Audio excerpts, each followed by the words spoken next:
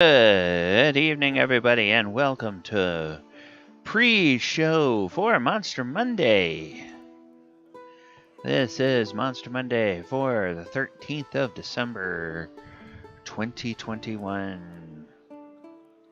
Hope you guys are getting ready for the holidays, that your holiday shopping is well underway, and that you're ready to have a look at another cool and interesting monster in the lore of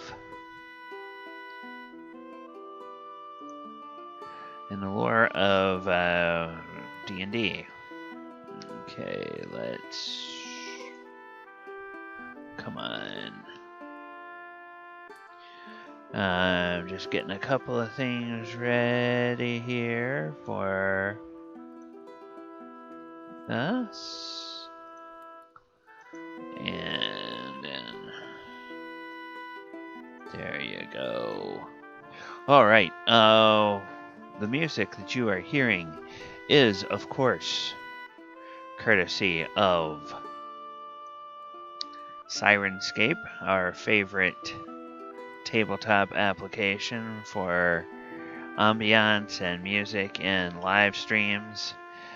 This is a sound set called Friendly Tavern, and the track you are hearing right now is a track called More Music.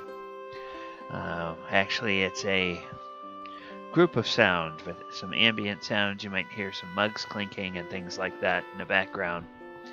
It's kind of cool. Something you can put on during a scene in your game. Also, if you are watching over on Twitch, we'd love it if you would join Bob Oso and Doors of Fear and others. And go ahead and subscribe over there.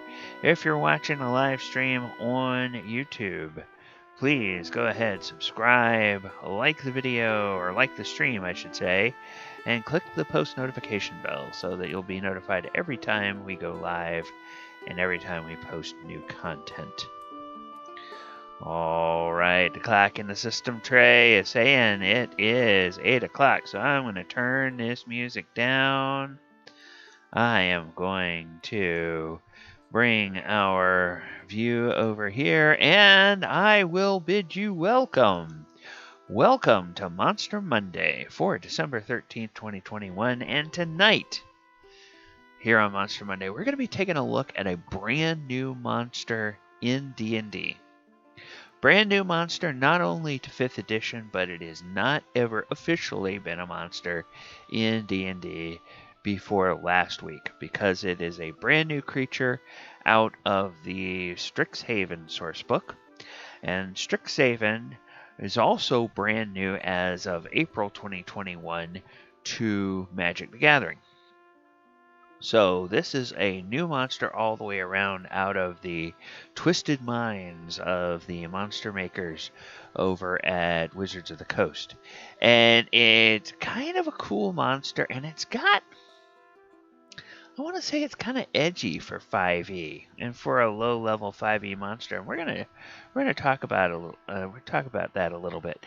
And you know we love talking about history here on this show. So since this is a brand new monster, what we're going to do is we're going to look at one of the features of the Mage Hunter, and we're going to kind of go back through history and look at other monsters that have shared that characteristic and kind of give us ideas when it comes to reskinning the Mage Hunter, how we might want to do that and what some of the possibilities are. Because many monsters have similar features, but not always for the same reason. Alright, so this is the Mage Hunter. And when I first saw this, my thought went immediately to what would happen if the insectoid race from Starship Troopers ever ran into the xenomorph, I think that's what they called it, from Alien. And this is kind of what it would look like if those species ever got together. So, Mage Hunters are hideous spider-legged creatures employed by the Auric. But who's the Auric? Well, the Auric's a brand new organization that was dreamed up in the lore of Strixhaven. And they're employed by the Auric to pursue magic wielders. These creatures can naturally sense magic via the glowing purple spines on their back.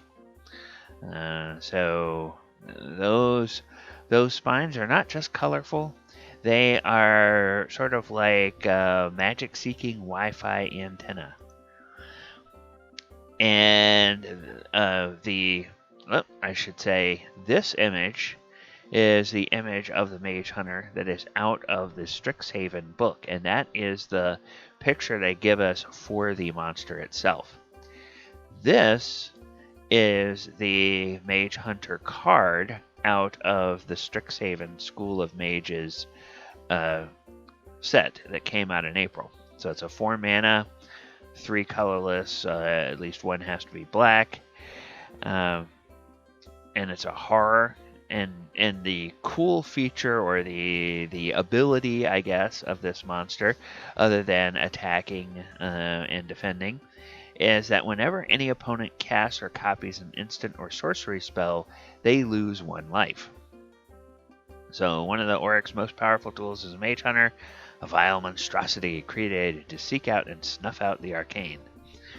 And the monster in Magic is a 3 power, 4 toughness. So that makes it pretty beefy and a little bit better defensively than it is offensively. So now a description of the monster in Magic the Gathering. And this is a description taken from a short story. People may or may not know, people who watch this show may or may not know, that in Magic the Gathering, every time they release an expansion, there's very often a lot of short stories, fiction, and lore that are written.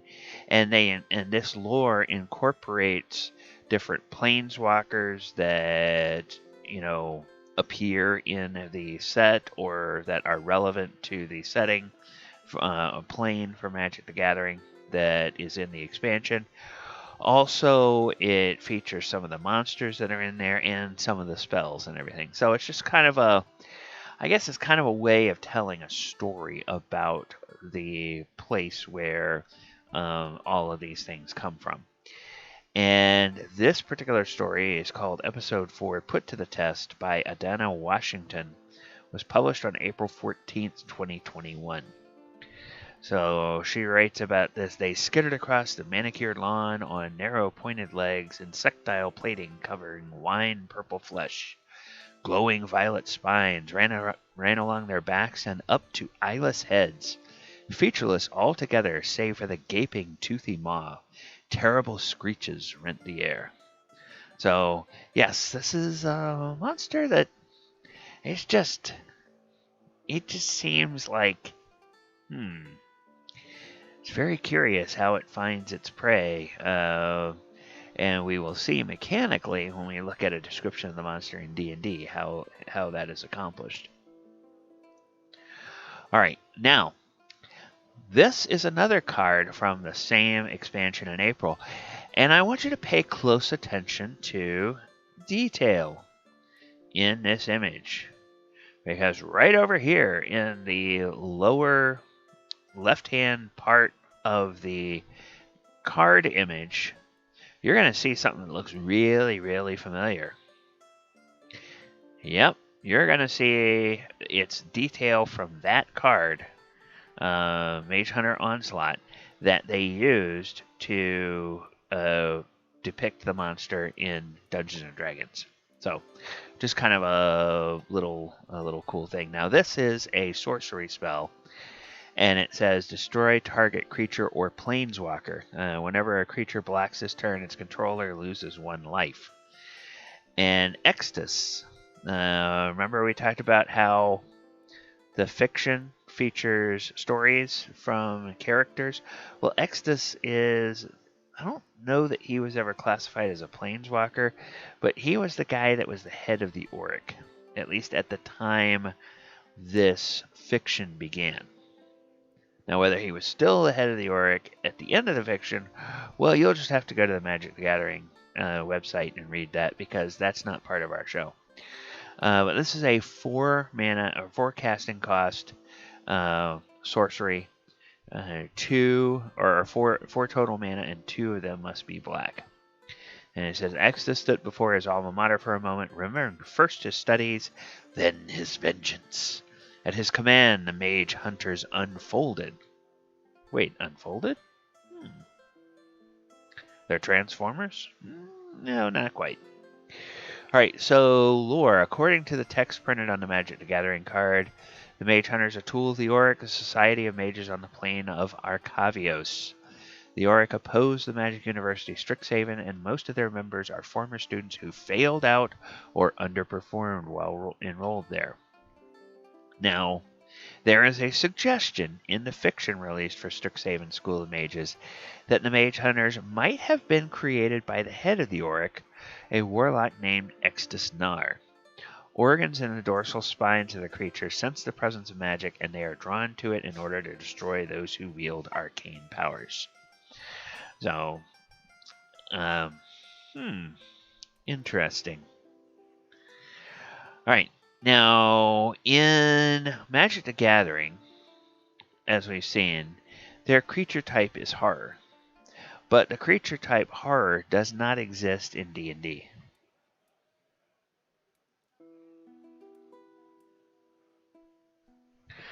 Not yet. I'm kind of wondering. I'm really kind of wondering. When 6th edition D&D comes out, now that they have officially, from the Wizards of the Coast offices, that they've officially crossed the streams, and maybe they won't even wait until D&D 6th edition. It might be that 5.5 edition they were talking about at the D&D celebration back in September. I'm wondering if we're going to see all of the creature types that exist in Magic the Gathering start to exist in D&D, and all of the creature types that exist in D&D start to exist in Magic the Gathering. I kind of wonder about that. I think that might happen. It would make sense. It would make sense for them to go deeper into the lore and make more synergistic possibilities between their two IPs. Now, they may do focus groups with passionate fans of one game or the other, and those fans may say, no, never do that, never do that. And of course, if that's the feedback they get, they won't do it. But it just seemed to me like, that might be something coming. So, monstrosities are monsters in the strictest sense, frightening creatures that are not ordinary, not truly natural, and almost never benign. Some are the results of magical experimentation gone awry, others are the product of terrible curses. They defy categorization, and in some sense serve as a catch-all category for creatures that don't fit into any other type.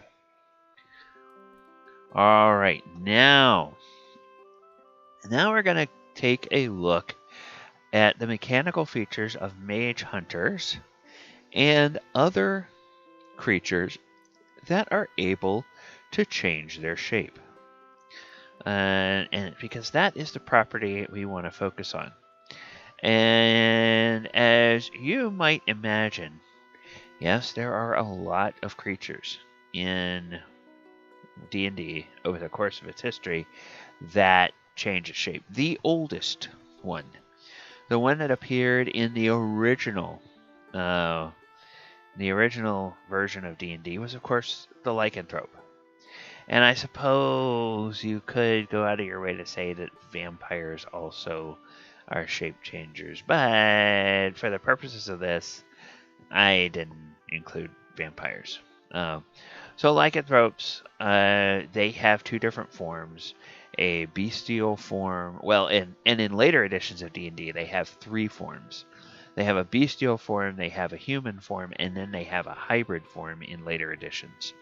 But in the earliest editions, they were just either human or humanoid, or they were animal. So werewolf, wereboar, weretiger, werebear. I guess actually they weren't animal. They were always hybrid, either human or hybrid. So they were shapeshifters there.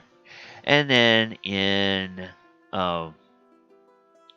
Basic Edition, as you can see, it didn't take them long to create a whole lot more types of lycanthropes.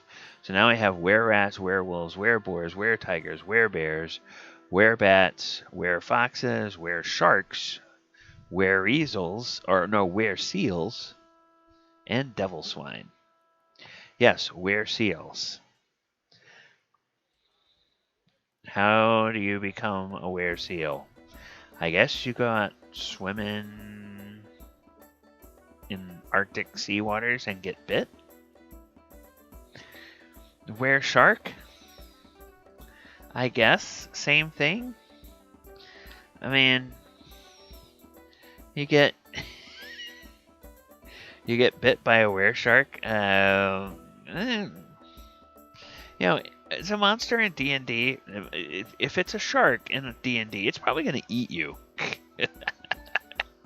So I don't know. It's like I look at some of these old monsters and I go, "What the hell were you guys thinking?" But oh well. It's entertaining at least, right? Then in Basic D&D, there was this really curious creature that was called the Bhut, or the Bhut. I don't know exactly how you're supposed to say that. It's a creature that changes shape. During the daytime, they appear to be normal humans. At night, their skin becomes scaly, their hair becomes wild, their hands turn into claws, and their teeth become fangs. While in this form, they hunt humans and demi-humans for food. Back in those days, demi-human, that was the term they used for humanoids. So elves and dwarves and gnomes and halflings, they were all demi-humans. And they did not consider creatures like orcs and goblins and those types of things to be humanoids. It was just, yeah. Demi-human is really weird. These days, demi-human sounds mildly to moderately insulting. Humanoid sounds more inclusive, I guess. So anyway, these creatures are extremely cunning and often use deception and trickery to obtain their meals. In combat, they attack with their claws and bite. Their bite is freezing to the touch. Besides receiving normal damage, any creature bitten must make a saving throw versus paralysis or be numbed. They always lose their initiative, and all attack rolls are at -2, and the numbness lasts for 1d4 rounds. So they have all of the immunities of undead creatures, and they're very stealthy and difficult to hear. They cannot be turned, save 3 levels higher than their hit dice. So they're a 7 hit die monster, but they save as a 10 hit die monster. They cannot be hit by non-magical weapons. A single hit from a blessed weapon will kill one instantly. In addition, they radiate a powerful aura preventing detect evil and no alignment spells from working on them. No alignment is distorted by the aura and will seem to reveal a lawful alignment. They live near human settlements, preying on the living there. Often they'll work together. Normally they'll assume some innocent cover, either as monks or traveling gypsies, a family on the edge of town, etc., to prevent suspicion. So yeah, these are like a race of creatures that they change shape. Now, when we look at lycanthropes, we know the reason that they change shape is because of a curse. And at least initially, when they're first cursed by lycanthropy, they have no control over it. Eventually, they can gain some control, but there's a cost to that usually, which is that they kind of willingly accept the curse in that case. Now, these seem to be a race of creatures that also change shape depending on the time of day, and there's no indication that they have any control over that. It just they have one form by daytime, another form by night. Then there's the Couatl. We go. The Couatl is a creature out of Central South American mythology. I believe it was the Incas. I'm not sure. Maybe the Aztecs that came up with the Couatl, and they are feathered serpents, and they have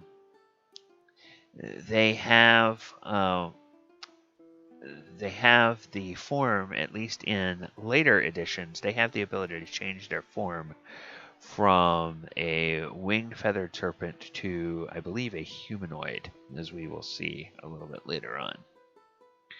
And now I want to let you know that there were so many monsters in every edition that what I decided to do, I decided to pick and choose and just spotlight certain monsters in each edition and not do an exhaustive list of every single one. Now, imps. Imps are they can also be shape changers. They are small little devils that sometimes act as familiars. They're rare on the material plane. On the planes of Acheron and Hell, they are not uncommon. They're created from a larva, very minor devil created to spread evil in the form of a familiar to a lawful evil magic user or cleric, and it's given the power to polymorph itself into an animal form at will. So it's limited to two of the following: a large spider, a raven, a giant rat, or a goat. And in an unpolymorphed state, it attacks with its tail, and a creature must save versus poison or die. And all magical powers of an imp are usable whatever form it's in. Able to detect good and detect magic. Regenerate 1 hit point per round. They become invisible at will. Once per day, they're able to use suggestion. So they're pretty powerful for tiny little critters. And they have quite a bit of magical ability. And then also in... now, by this time, we've gotten into AD&D, so I'm sorry. The Couatl, the Imp, and now the Yochlol. The Yochlol, or the Handmaiden of Lolth. This is a demonic fiend that looks like a cross between a deformed squid and a half-melted candle with a single eye in the middle. Now, they normally have no discernible form at all, being misty columns of gas which materialize pseudopods as needed, noticeable only by their vile odors and a hazy smudge in the air. If they do not take mates, Yochlol will have an effective armor class of -10. Yochlol are a type of demon and are affected by such things that affect demons. It's not possible for these handmaidens to remain immaterial and attack physically. When gaseous, their touch gives an effect equal to a stinking cloud spell. They must materialize, becoming armor class 10 to do damage. And it's an amorphous column with 8 pseudopods, the form of a giant spider or that of a beautiful human or elf. In a humanoid form, Yochlol can use psionic abilities plus other abilities available, such as weapon attacks, as if it were a 6th level fighter. So, yeah, a 6 hit die monster, 50% resistant to magic, fairly healthy psionic pool, and then they have these different forms. They can take this amorphous pseudopod form, the form of a beautiful human or female, or human or elf female, and a gaseous form. So the Yochlol can change from one form to another within a single round, and then a bunch of other things. And also, we get the Yuan-ti in first edition. They make their appearance in the game. And there are they are in later editions. They are shape changers. In this initial edition, there were several different forms of them, and they all had their own different hierarchy. Well, they've retained that hierarchy as they've gone through other editions and on into 5th edition, but now all of the forms of Yuan-ti can at least take on the shape of a snake or the humanoid, like kind of the monstrous humanoid shape or partial humanoid shape. And then some of them have more shapes that they can do. So, half-breeds are highly distinctive. Some part of one's body is that of a snake, or the rest is human. Appearance may be determined by the table below. So if any, attacks, half-breed with a snake head will bite for 1d10 points of damage. With snake-headed arms will bite for 1d6 points. So that is the Yuan-ti. Now, in 2nd edition, the Mimic actually appeared earlier in the game, but as I said, for the sake of brevity, I'm only looking at several of these different creatures in each edition. Now, with the Yuan-ti and the Yochlol, they have the ability to change their shape at will. They're not basically bound or regulated by some sort of external force, like whether it's day or night or whether there's a full moon or not. And mimics, they use their ability to change shape as a tactic for hunting prey. And basically the prey that mimics like is they like nice, juicy adventurers. And so they will often take the form that will lure an adventurer into them, namely like the form of a treasure chest. And so when the adventurer says, "Ooh, shinies," and goes over and tries to open the treasure chest, well, first they stick to it because of the sticky glue substance, and then the big mouth opens up on it and starts to bite them. So they're very good at camouflage, and they can sit in wait for prey for a long, long, long time. So they have adversity to sunlight, so they live underground. And so there's common and killer mimics. Now, mimics are large. Common mimics occupy about 150 cubic feet. So a 3-foot by 6-foot by 8-foot chest, or a large door frame. 150 cubic feet. That sounds. I mean, I guess that's right.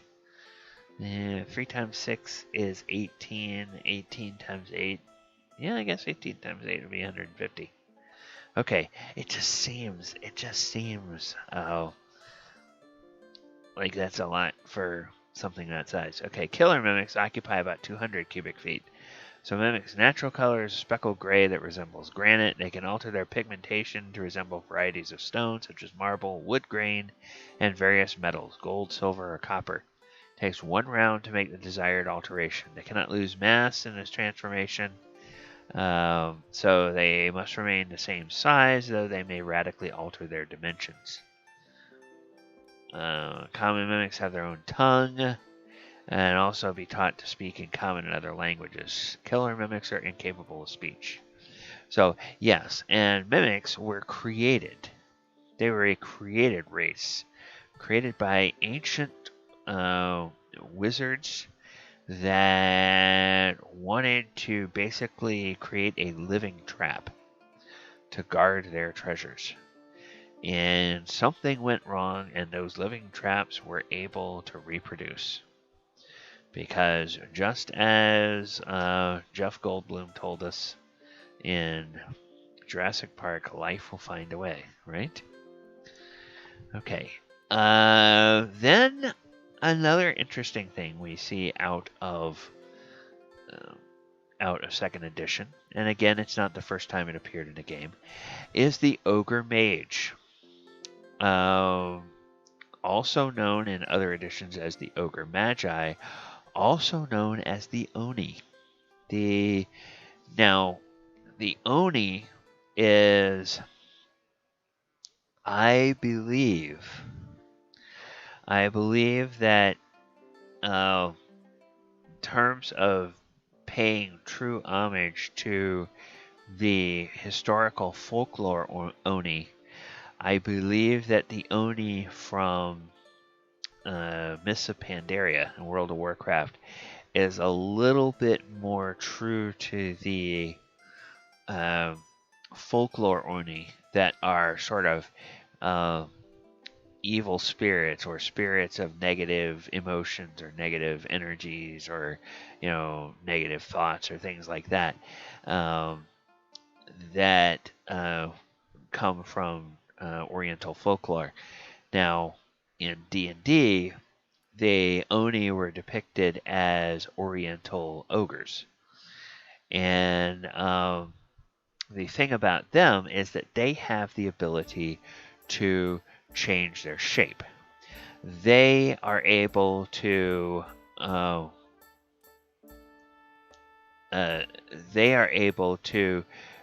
become humanoid and look just like a person. Now, this is they have that in other editions. Perhaps when they are. Oh no, there they are. They can polymorph to a human or similar bipedal creature 4 to 12 feet tall. So they've had that ability since the early days. And a lot of times you will see when they are put into adventures in D&D, the Oni will first appear as an NPC that comes up and offers or asks for help from the party, and then at some opportune moment suddenly transforms into their ogre form and attacks.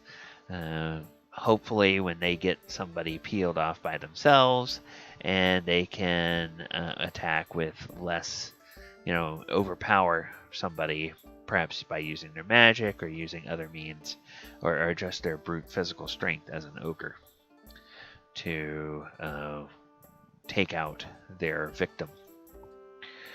Alright, now in 3rd edition, we see a different creature called an Aranea. And the Aranea is a creature that looks like a giant monstrous spider. So in its natural form is that of a medium monstrous spider. It can assume 2 other forms. First is a unique small or medium humanoid.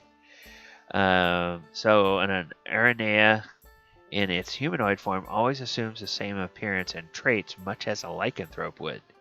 So it's like it has a specific humanoid shape that each Aranea takes. It's not like it can mimic a shape it's seen, but it's a specific humanoid form it always goes. And in its humanoid form, an Aranea cannot use its bite, attack, web, or poison. Now, the second form is a medium spider-humanoid hybrid. So it looks like a humanoid, medium humanoid at first glance, but a spot check reveals the creature's fangs and spinnerets. Aranea retains its bite, attack, webs, and poison in this form. It can also wield weapons or wear armor. So that is a really terrifying type of creature that kind of is like, well, kind of like the D&D version of Spider-Man. Except he doesn't have the cool red suit and he doesn't go around saving people. He hunts adventurers and kills them deep in dungeons. So that is the Aranea. And the Aranea, I think 3rd edition is the first and only time that has appeared so far in the history of D&D, at least in my research. I don't think I found that in any other editions. And then there's this other weird creature called the Phasm. The Phasm can assume any form of large size or smaller as a standard action.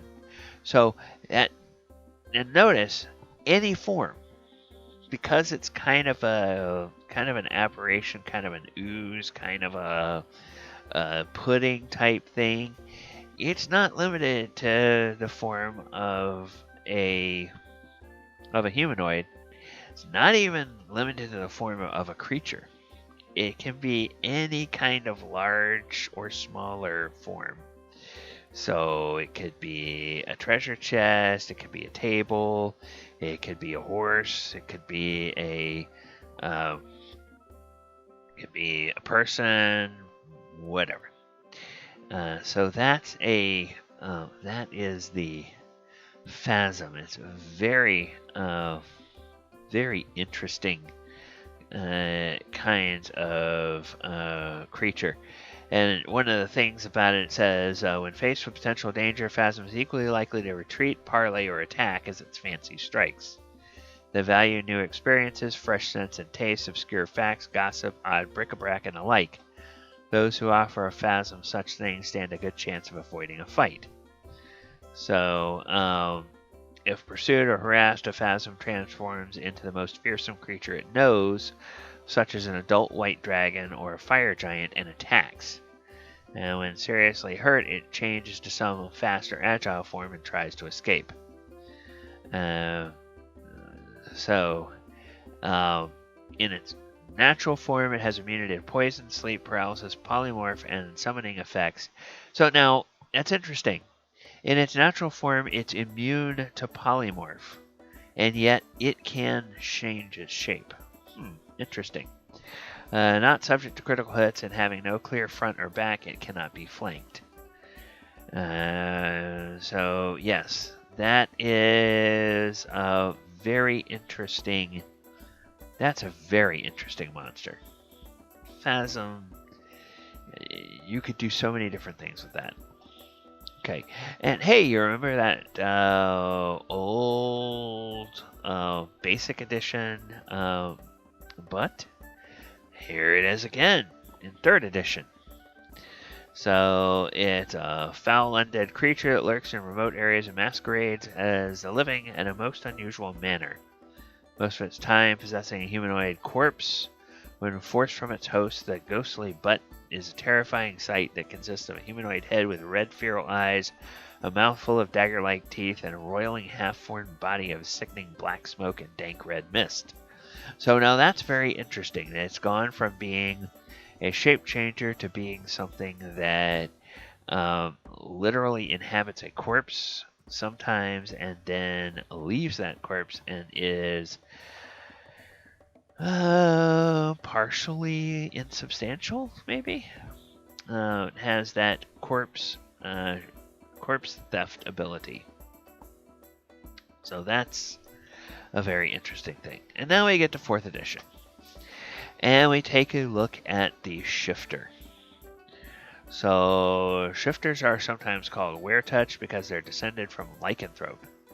Value their self-reliance, physical power, prowess, and freedom. So, now, descended from humans and Lycanthropes, Shifters resemble humans with animalistic features. Some are ruthless brigands and wild brawlers, while others are heroes. They're heroes because you could play a Shifter in 4th edition. that was a playable race. So you have Longtooth Hunter, which is a level 6 soldier. Razorclaw Stalker is a level 7 skirmisher. And here's what some of those guys look like.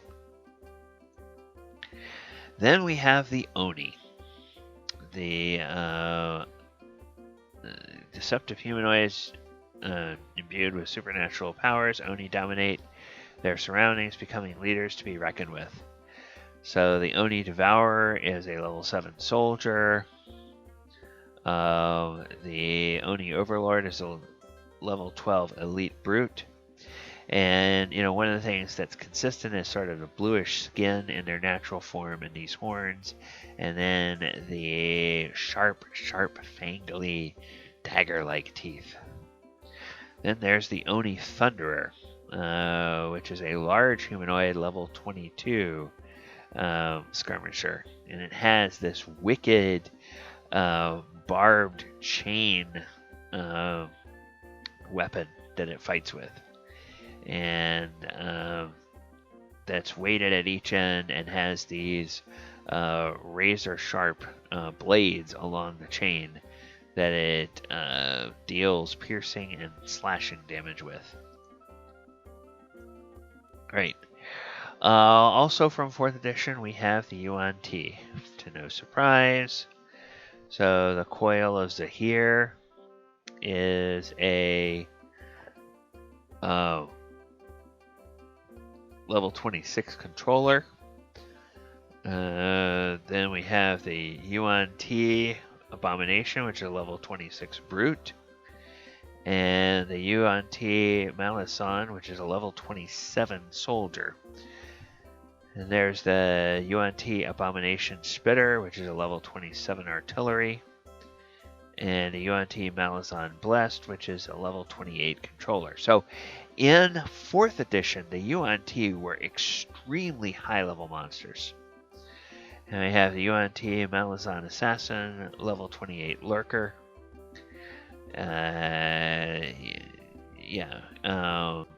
Level 28 Skirmisher. And the Molt of Zahir is another Yuan-ti. Sloughed skin of a powerful Yuan-ti attracts hordes of snakes that fill the cast-off form, animating it and creating a Molt of Zahir. So, Molt of Zahir is a level 26 minion. Yes, so that is a very interesting thing. And of course, all of the let's see. Do they have shape-shifting in 4th edition? I don't think they do. Maybe the shape-shifting of Yuan-ti is something that just came into being in 5e. Okay. Now, we get to 5th edition. And 5th edition, we have the Anchorite of Talos. This is a creature that changes shape based on its at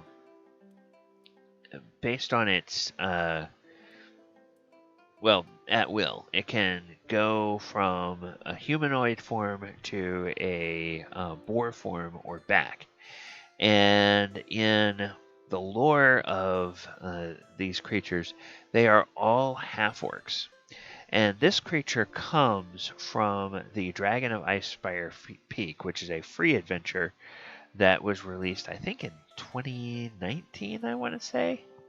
It came out in 2019 for D&D 5e. And it's the essential adventure is what it is. It's not the starter kit adventure, but it's the essential adventure. And it has like the basic rules and all that kind of stuff. And so these guys are sort of religious zealots, and they figure into the adventure as people who worship this evil god of evil nature called Talos. Then there's the Barghest. Barghest, we talked about it a little bit when we did our series on goblins a few months back. So if you want to go look through the archives of Monster Monday, we have, I think it's a 4 or 5 part series on goblins. And Barghest is a demonic goblinoid. They are created by Magubliet. Magubliet is the... and actually it's not directly by Magubliet. It's because of a bet that Magubliet lost with another deity, or a promise that, a bargain that he broke. So long ago, Magubliet, master of goblinoid gods, bargained with the general of Gehenna for aid. General provided Yochlol that died to serve. Yet when the time came to honor his part of the compact, Magubliet reneged on the deal, and as an act of vengeance, General of Gehenna created the soul-devouring Barghest to devour goblinoid souls and deprive Magubliet of troops for his army in the afterlife. So, the Barghest is a... in one form, it looks like a great wolf. In another form, it looks like a goblin. And it finds its way into goblinoid camps and goblinoid armies, and then it attacks, and it devours the souls of goblins as punishment. Not punishment to the goblins themselves. They are the unfortunate collateral damage. They do it to punish Magubliet, the goblinoid deity. Then there's one of the weirdest creatures that has shape change ability, and that is the Deep Scion. Deep Scion is this strange humanoid that can take a polymorph into a humanoid Piscine hybrid form or back into its true form. Statistics other than speed are the same in each form, and the equipment it's wearing or carrying isn't transformed. So it has a Psychic Screech ability. It has these hideous face flaps that cover its mouth, and then they open up when it opens its mouth, it reveals very sharp teeth. These guys they emerge from the depths in service to an underwater master, which is likely a kraken or some other ancient being of the deep. And these guys come out of Volo's Guide to Monsters. The Barghest, they appeared also in Volo's Guide to Monsters. And then another one that comes out of one of our campaigns from 5th edition is the Fathomer. Fathomer comes from the Princes of the Apocalypse campaign. It is a shape changer. Twice per day, can use its action to polymorph into a medium serpent composed of water or back into its true form. Anything it's wearing or carrying is subsumed into the serpent form during the change, inaccessible until the Fathomer returns to its true form. And it reverts to its true form after 4 hours unless it can spend another use of this trait. And if it's knocked unconscious or dies, it also reverts to its true form. So that is the Fathomer that can take on a watery. And we have the Gingwatzim, which is a really, really stupid, weird thing. And I don't mean stupid as in dumb or ignorant. I mean just so strange. It's very, very, very weird. So this Gingwatzim is a peculiar form of life created by a spell or ritual. Draws on spirit energy from the ethereal plane to give the Gingwatzim its true form, that of a luminous but not too bright sphere of ectoplasm. And a newly formed Gingwatzim appears as near to its creator as possible and follows its creator's commands without question, using telepathy to communicate. can assume two other forms that are determined by its creator at the time the Gingwatzim comes into a being. One is an exact duplicate of a tiny, non-magical object that its creator is wearing or carrying, such as a spellbook or an amulet or something like that. And the Gingwatzim's other form is that of a specific tiny beast. So like a cat or a small dog or, something like that, or a little mouse. And it can drain energy. So it it deals damage, and if a saving throw is failed, the target gains 1 level of exhaustion. And then it can also change its shape. So that's just very, very strange shape changer. And then of course we have the Lycanthropes in 5e, Werebear, Wereboar, Wererat, Weretiger, Werewolf. And then there's been a number of other additional Lycanthropes that have been added to that since the initial rules came out. And we get to the Mage Hunter. So, Mage Hunter.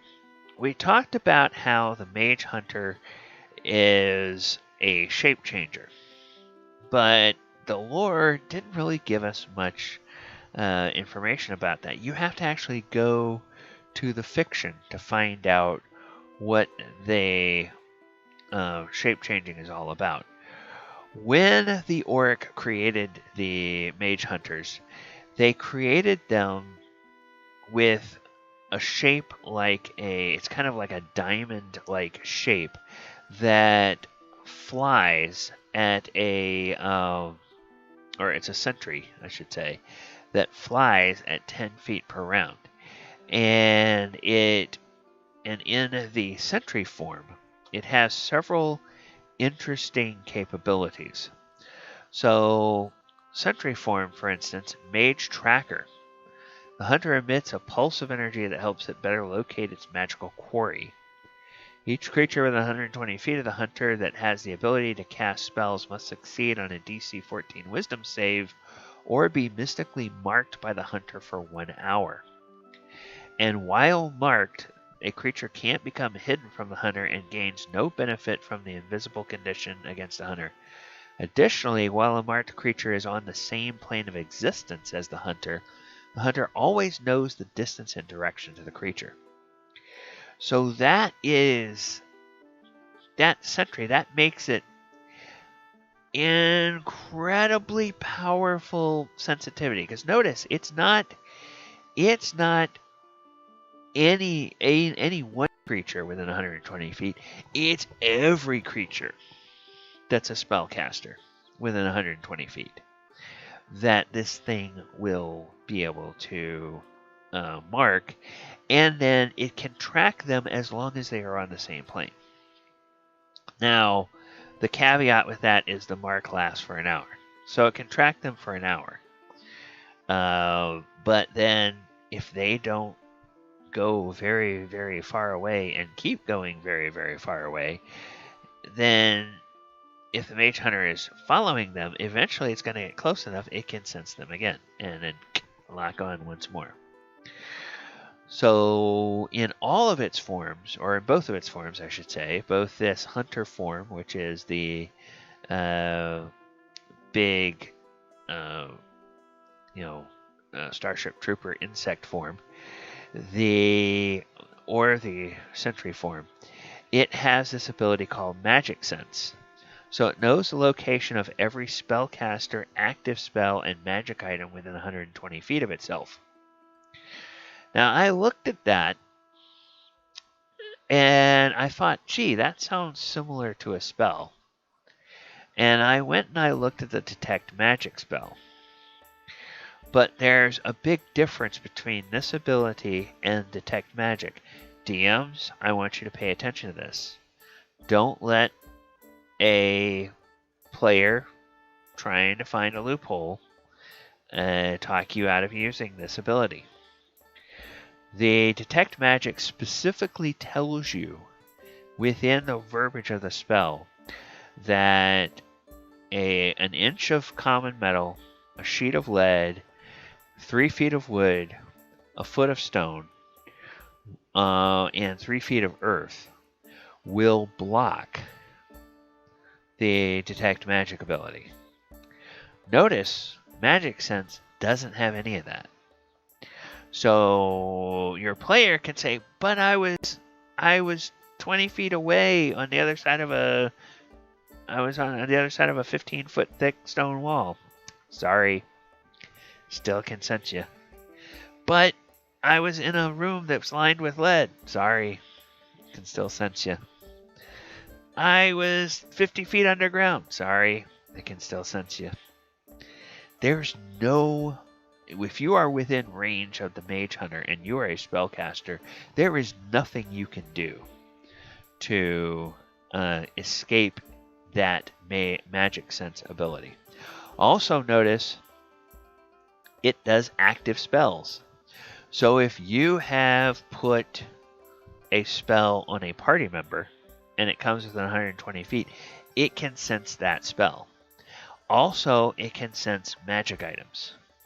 So your party member that has the +1 sword, the +1 shield, the cloak of protection, whatever, it can sense all of those. So this is a creature that is hypersensitive and hyper focused to magic, and it's very aggressive and it's going to attack. So it's armor class 15, 85 hit points. It has a speed of 40 feet and a climb speed of 40 feet. So those big spider legs, they're not just for show. It can just as easily climb straight up a wall just as fast as it can run along the street. So it understands common, but it can't speak. It's a CR5 monster. Multi-attack.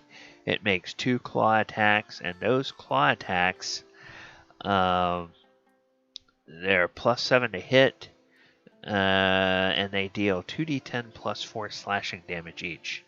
And then the tail, it has a 10-foot reach, and it deals 4d8 +4 piercing damage, and the target is grappled.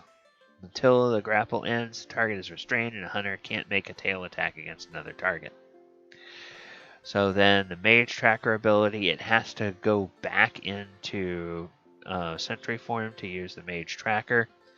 And Shift form is a bonus action. It can fold into the drone-like Sentry form or unfold into the Hunter form. And the game statistics, so its armor class, hit points, all its ability scores, saving throws, everything are the same. And then as a reaction, Consume and Destroy. So when it takes damage from a spell, it takes only half the triggering damage rounded down. If the creature that casts a spell is within 60 feet of the hunter, that creature must succeed on a DC 14 Dex save or take the other half of the damage. Well now, why would they put that in there, you ask? Why indeed? Why indeed? Well, let's take a look at the Mage Hunter. I believe it's on page 2 of the cards here.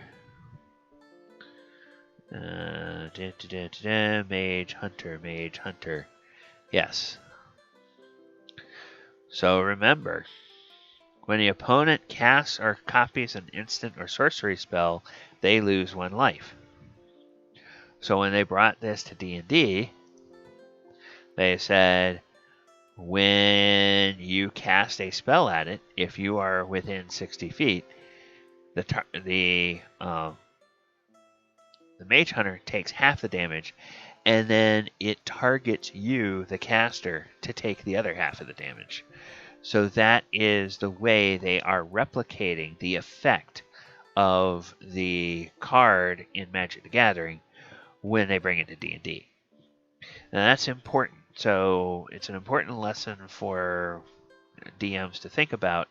If you are going to take a card and turn it into a monster, and that monster doesn't exist, it hasn't been transposed into D&D from Magic the Gathering already, think about what abilities the monster has in Magic the Gathering and figure out how you can sort of make it feel like it's doing the same thing in D&D. And I think this is an excellent example of a well done translation of a monster from Magic to D&D. When they released Guildmaster's Guide to Ravnica, I'll be honest, I was not impressed with a lot of the ways that they translated the monsters. Some of them were okay. A lot of them just felt like they didn't really know what they wanted to do.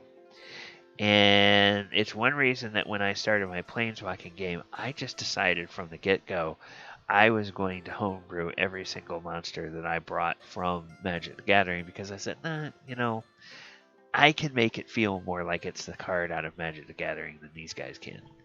And so it's been something that I've tried to do with that. All right, and then the last monster we have in 5e is we have that Shifter.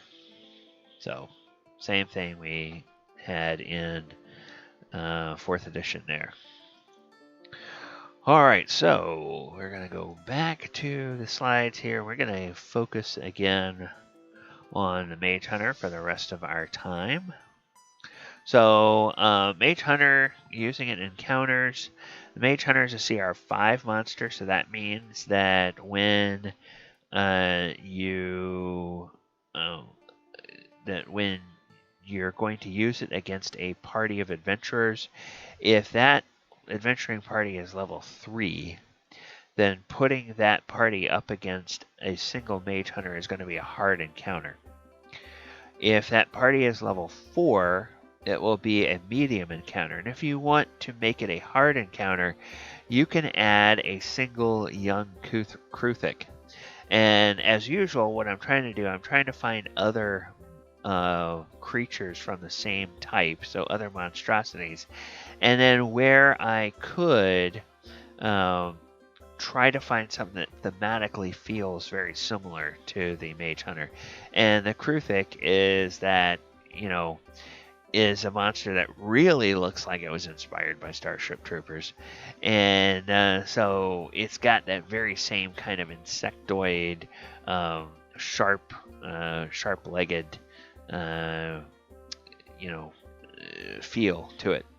Then at level 5, for a level 5 party, a single one of these is an easy encounter. So if you want to make it a hard encounter, add 2 Mage Hunter, or add a second Mage Hunter to the encounter. Okay. Oops. Yeah, okay. So, if you have to fight a Mage Hunter as a player, what are some tactics to use? Well, number 1, protect the caster. So Mage Hunters have the mystical ability to mark everyone capable of casting spells within 120 feet and then track them for an hour as long as those casters remain on the same plane as the Mage Hunter. So another tactic you can try is use items as bait. They can sense the presence of magic items and active spells, same range as casters. So load up your beefy melee PCs with magic items and protective spells and use them as bait to draw the Mage Hunters in. And then the other tactic to remember, do not cast offensive spells.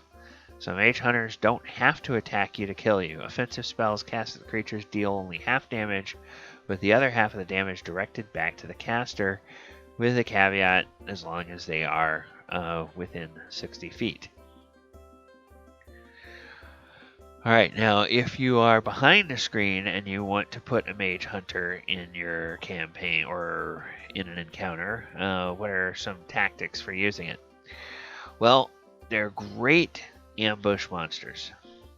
And we just talked about this a little bit ago, but I looked at that thing and I was thinking about the detect magic, and so I went out and I just wanted to see what the community, like the RD&D community on Reddit and the official D&D Discord, there's a rules discussion channel, 5e rules discussion channel, and I just wanted to find out what everybody thought. And they all pretty much agree that that it, the limitations of detect magic do not apply to the magic sensibility. So, in other words, casters cannot try to hide behind a foot of stone, sheet of lead, inch of metal to avoid detection. So, as a DM, use that to your advantage. And remember, these creatures have a humanoid level of intelligence of 11 and a very high wisdom of 17. You should make them clever tactical hunters that know where to set an ambush to avoid their prey escaping easily. We mentioned Jurassic Park before. Make them hunt like a pack of raptors. So if they, if it's an urban setting or something like that, they would know that there's two entries to a building. So they probably go and cover both of those entries. And people are going inside. And then because they have that ability to climb, and they can sense where mages are, the mages try to climb up to the third or fourth floor, then just climb up the side of the building and come through a window and attack. So you can make them a very terrifying monster that is hard for your party to escape, especially a low-level party. And as an aside, I really like the way they emulate the mechanics of the monster. Yes, okay, so we talked about that, how the consume and destroy ability in D&D is very much like this ability of the monster in Magic the Gathering. Okay, now where would you put these in a campaign? So a single Mage Hunter will terrify any caster in a party below level 3, and a pack of these monsters could do a lot of damage to casters that don't have any way to teleport off the plane or move very far and very fast.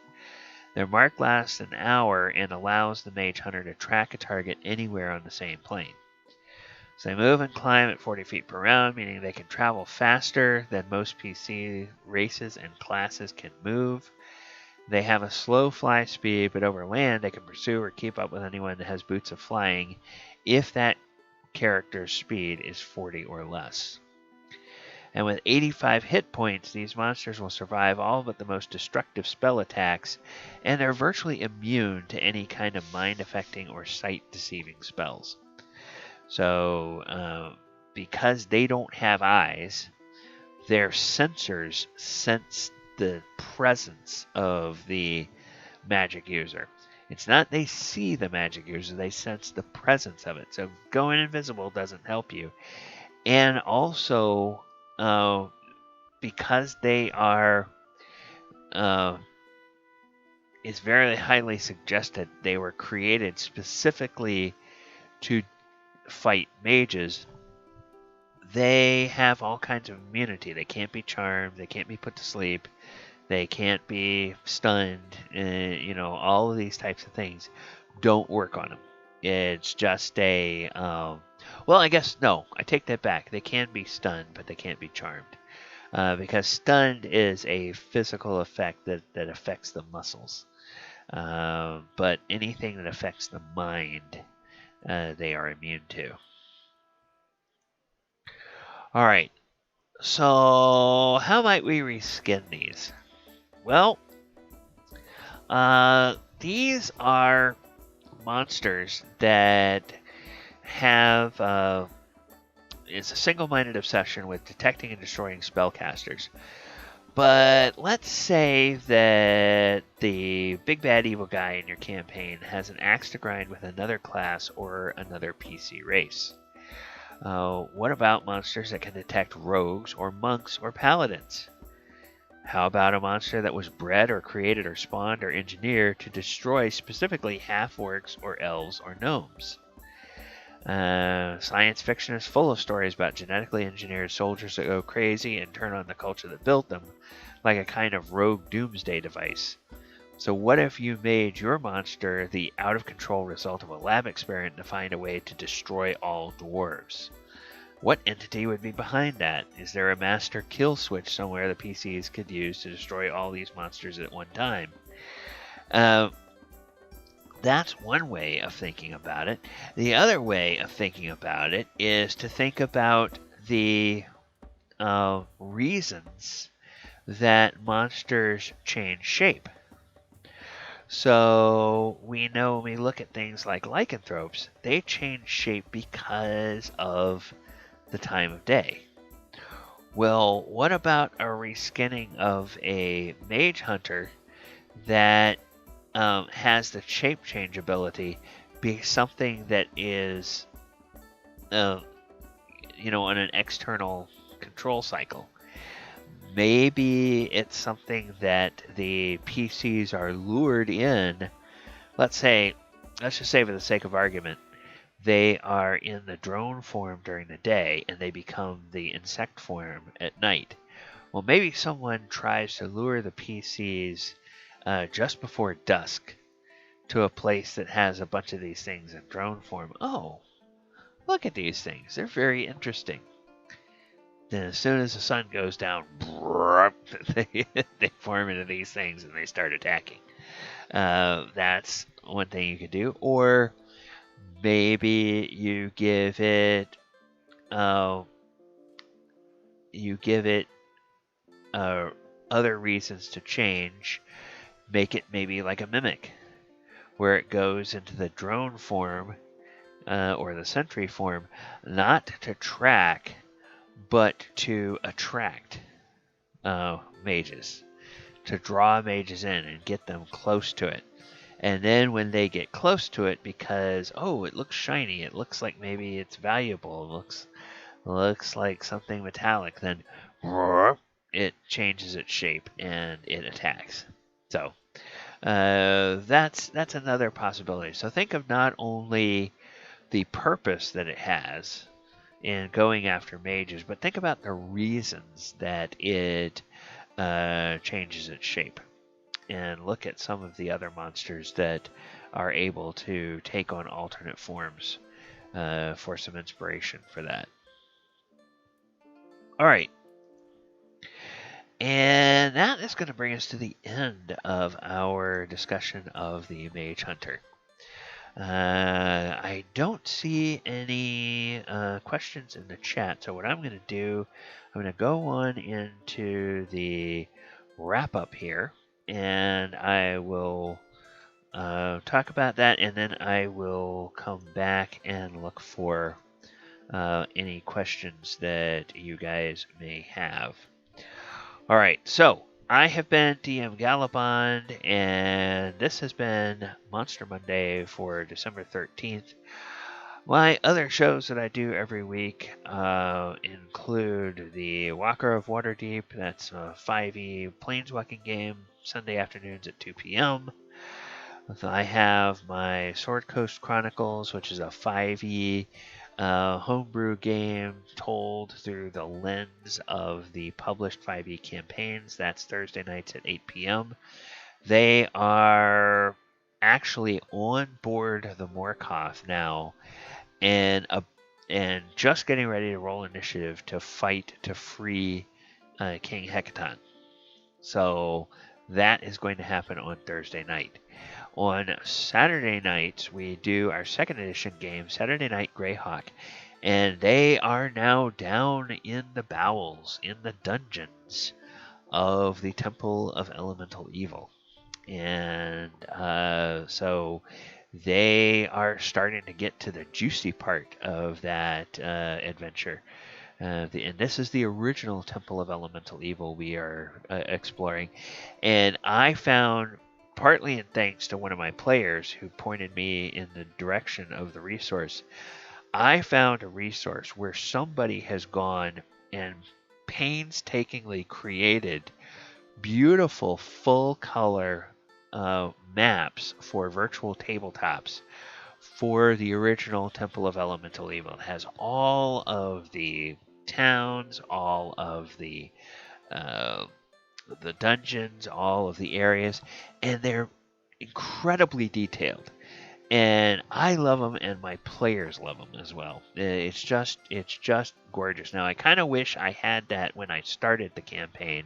I didn't have that until we got partway through the campaign, but it's just so well done and so greatly detailed.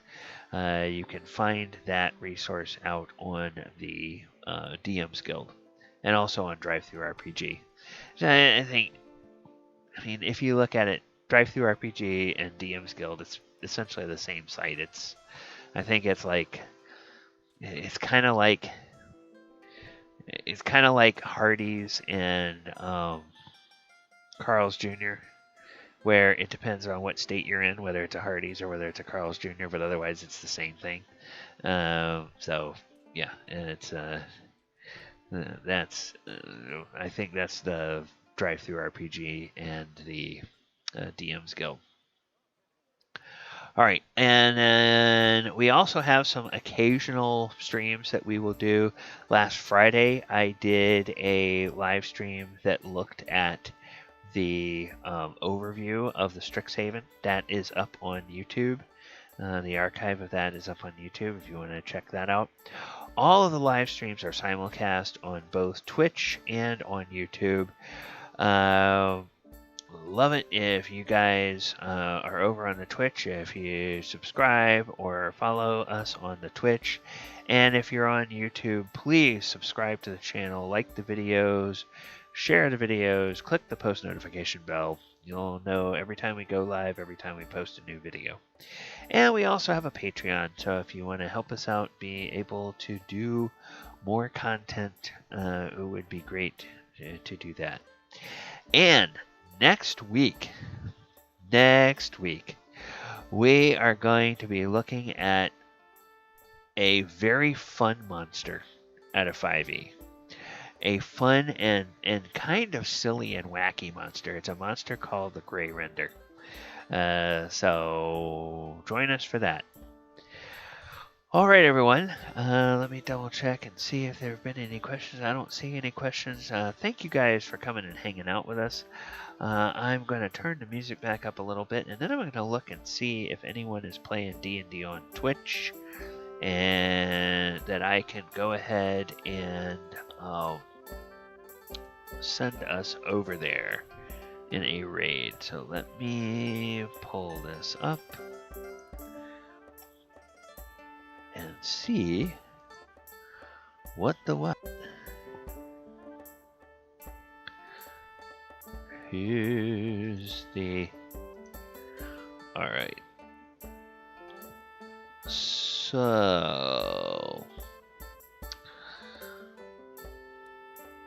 Alright. Let's go raid Trogdor Decimator.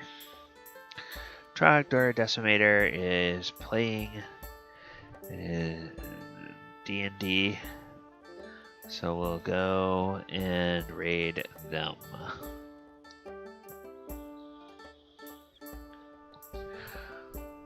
All right, everyone. Take care. Hope you have a great week. And we will talk to you next time. And remember, watch out for the monsters under the bed. Good night, everybody.